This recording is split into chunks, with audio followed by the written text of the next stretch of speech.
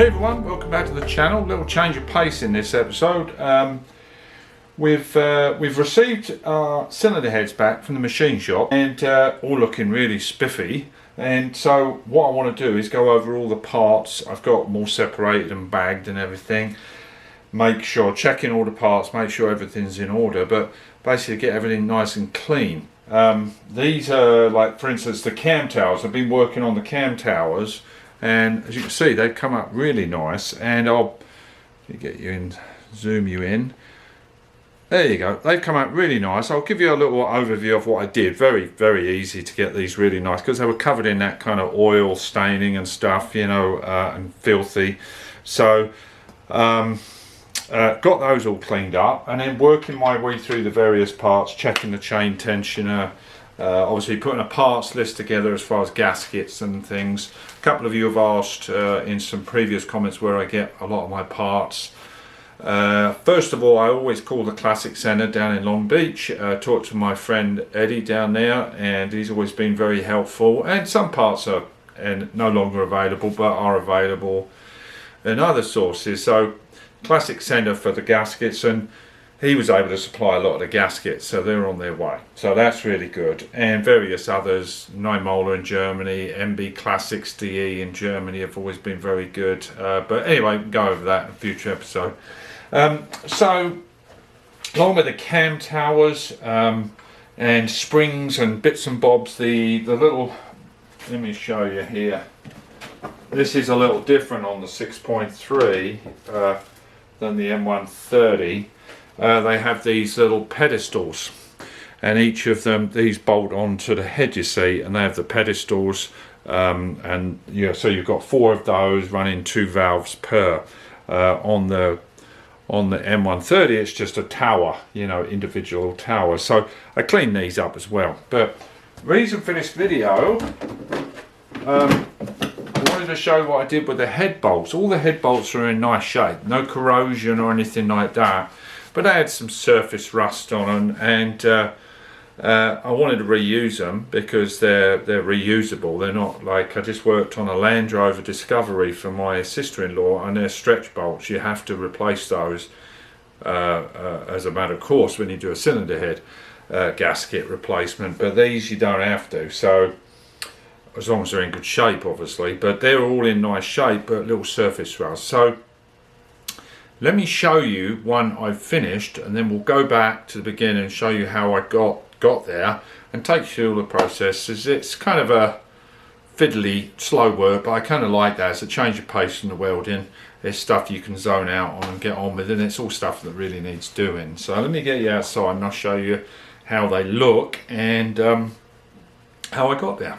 Now, with a lot of the hardware, nuts, bolts, all that stuff, I'm doing my best to use the originals, clean them up, and even go to the extent of replating them and yellow chromate and all that stuff. But that can get awfully time consuming. But on the large portion of it, I've done that. But if you don't, or you want to replace them with fresh, you can go to somewhere like Bell Metric, and they have a vast supply of metric bolts through all the sizes, all manner of stuff there. They've got, you know, the fuel clamps, and so take a look at Bell Metric. They're an awesome company. Also, there's no minimum order, so you can just order 1 or 2 bolts if you want, but very reasonable in price, and obviously saves you a ton of time. But if you're like me, you want to try and save as many of the original bolts as possible. But anyway, so let me get you in close on this one that's done, and then we'll go down the shop and we'll reverse in time, and you'll see how I got there.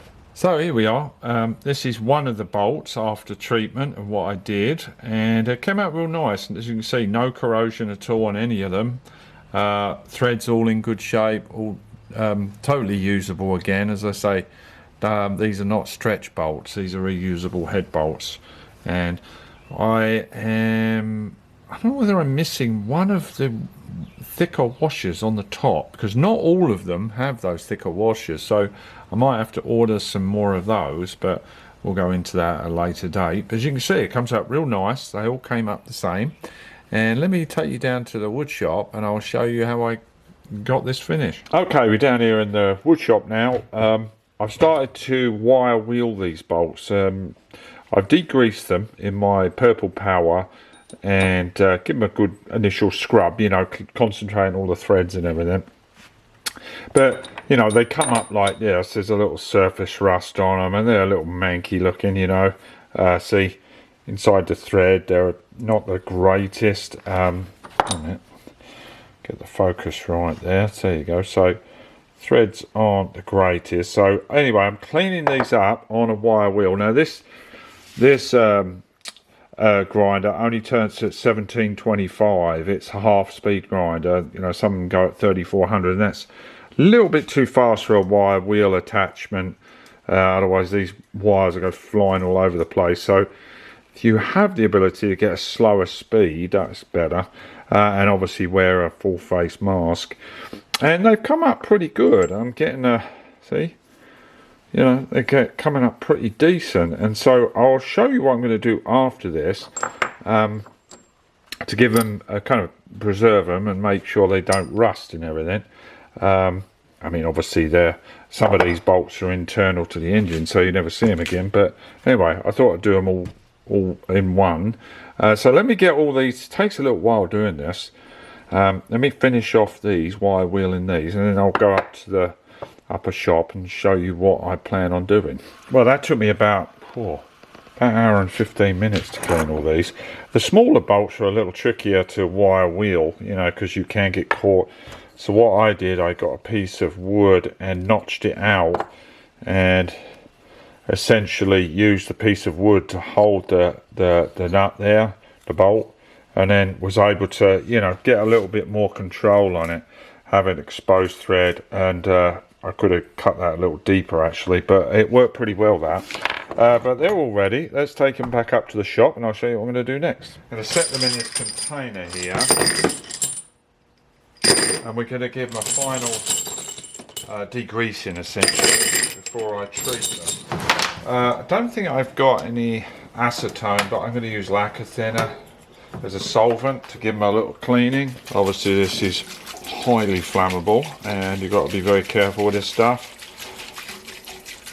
I'll give that enough. So no smoking or open flames obviously. So let's get that settled in, and what I'm going to do, set that off to the side, and then from this point on I won't put any dirty fingers on them, and to fetch them out of there I'll just use a magnet, you know, so you're not digging your hands in the lacquer thinner, because that will eat through these things in short order, I'll tell you. So do this outside as well because of the smell. So I'm just going to fish these guys out and give them a wipe down. So I'll do that, get them completely grease free, and then we'll move on to the next step. They should be quite clean now. They're all clean, all degreased, all wire wheeled and all that stuff. So we're going to use some bluing. This is for normally used on guns, and I've seen this done and I like the finish it gives, and so I thought I'd give it a whirl. I like the idea that you're not heating anything up and possibly interfering with any heat treatment and all that stuff. So I pour it off into a separate container because you don't want to contaminate the main bottle. I have no idea how far this stuff will go.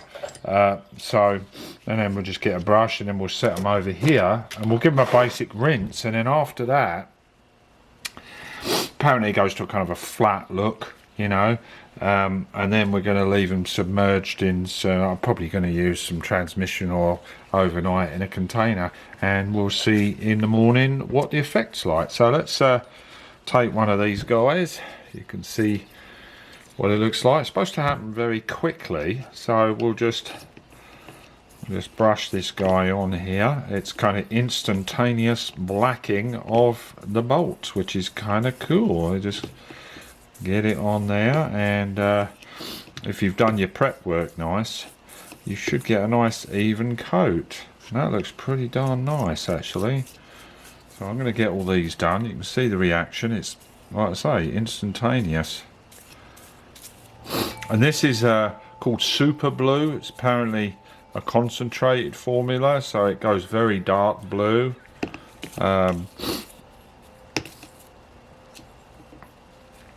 As I say, I've never done this before, but I'm happy with the way it looks so far. So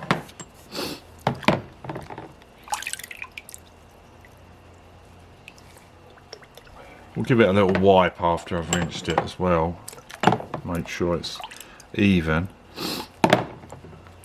Right, okay, so I'm just going to do the big bolts on camera here. I've got another clean container here, and they look kind of, you know, blotchy, but they are blue. Well, you can see that, but they've got some blotchiness to them. But that's fine, because the oil should take care of that and give it kind of a nice luster to the bolt and even it out. So just give them a little wipe, the surplus stuff off of here, and I'll do that, and then we'll get some oil on them. Got some oil here. This is just some engine oil that I'll just let them soak in that. I'll probably let them soak overnight or something like that. See how it goes, you know. I'll probably just store them in here.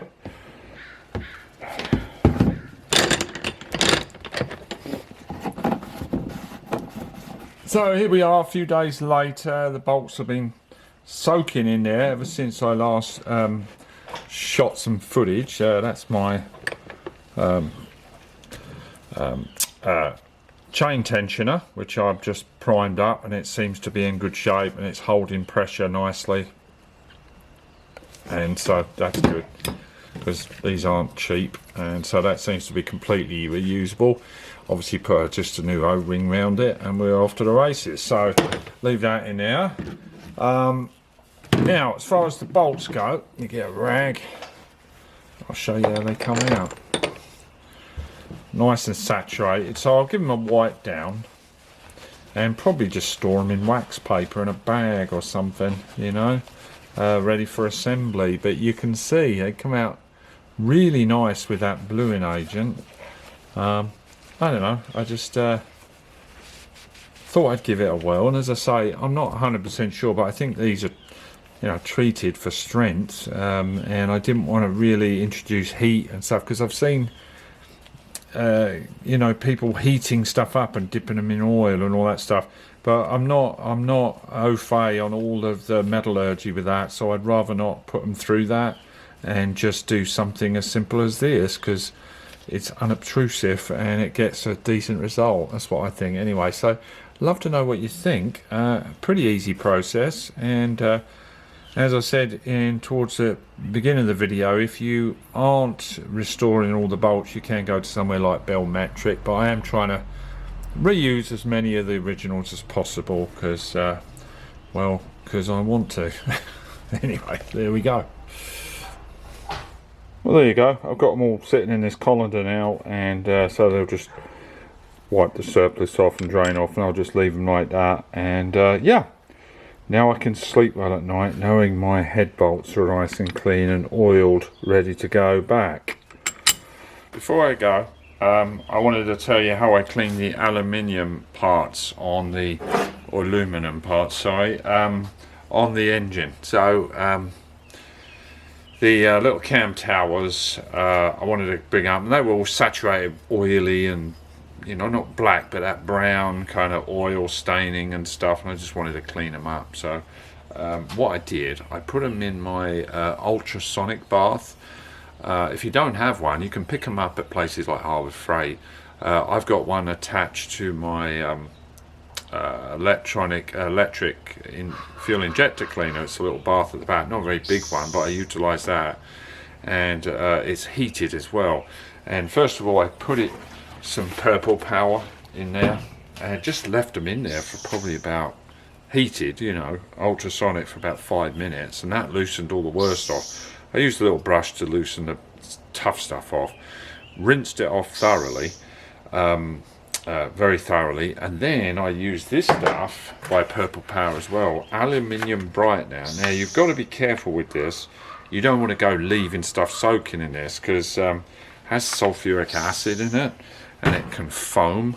So I put it in a shallow bath, got a brush, gloves on obviously, and just stuck it in there for 30 seconds, a minute tops, stippled it, got it, and it sort of foams up, and then rinsed it in soapy water, and then rinsed it thoroughly in clean water, and it came up like that. So can't go far wrong. You must test this stuff though, this brightener, on things like cam covers and stuff like that.